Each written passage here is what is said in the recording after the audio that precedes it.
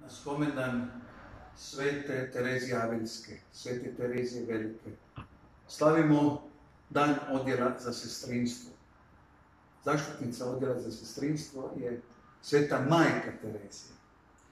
Što ujedinjuje ove dvije svetice?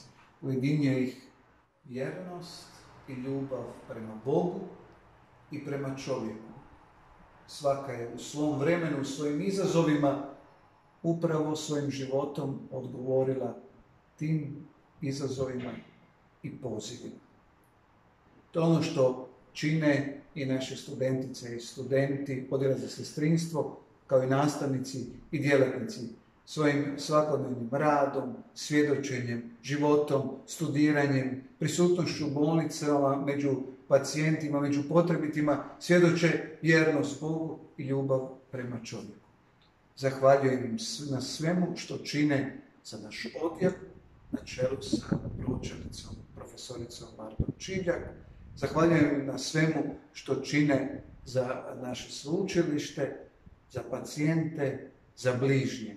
Hvala vam na vašem svjedočanstvu brižnosti, ljubavi i vjere. Čestitam vam današnji dan, neka vas Gospodin blagoslovi i čuva zagor vaše zaštitnice Svete Majke Terezije i Svete Terezije Avilske.